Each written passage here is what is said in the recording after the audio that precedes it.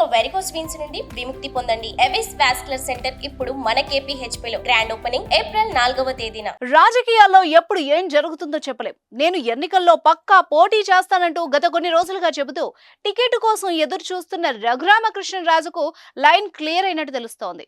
ఆయన టీడీపీ నుంచి పోటీ చేసే అవకాశాలు కనిపిస్తున్నాయి. తాజాగా ఆయన చంద్రబాబుతో భేటీ అయ్యాక టికెట్ పై కన్ఫర్మేషన్ వచ్చినట్టు తెలుస్తోంది. ఉండి అసెంబ్లీ బరిలో రఘురామకృష్ణరాజు బరిలో దిగనున్నారని సమాచారం. దీనిపై నేడు లేదా రేపు అధికారికంగా ప్రకటన వచ్చే అవకాశం ఉంది. ప్రస్తుతం విజయవాడలో ఉన్న రఘురామ చంద్రబాబుతో భేటీ అయి టీడీపీ కండువా కప్పుకోనున్నారు. గత ఎన్నికల్లో వైసీపీ తరపున నర్సాపురం నుంచి పోటీ చేసి గెలిచిన రఘురామకృష్ణరాజుకు ఈసారి ఊహించని షాకే తగిలింది.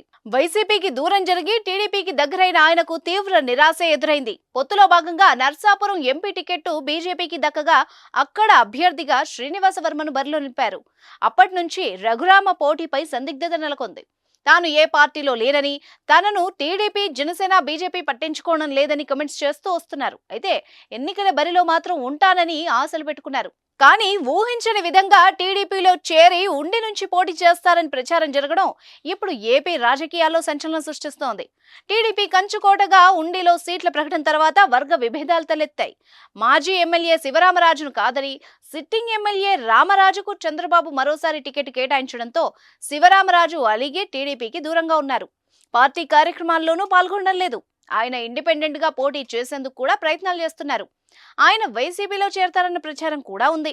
మరి ఇలాంటి సీటులో రఘురామకృష్ణరాజు బరిలో దించితే పరిష్కారం దొరుకుతుందని చంద్రబాబు ఆలోచన చేస్తున్నట్టు సమాచారం. మరి ఉండే టికెట్ రఘురామకిస్తే నియోజకవర్గంలో ఎలాంటి పరిస్థితులు తలెత్తుతాయో చూడాలి. సుమన్ టీవీలో మీ పర్సనల్ అండ్ బిజినెస్ ప్రమోషన్స్ కోసం కింది నెంబర్కి కాంటాక్ట్ చేయండి.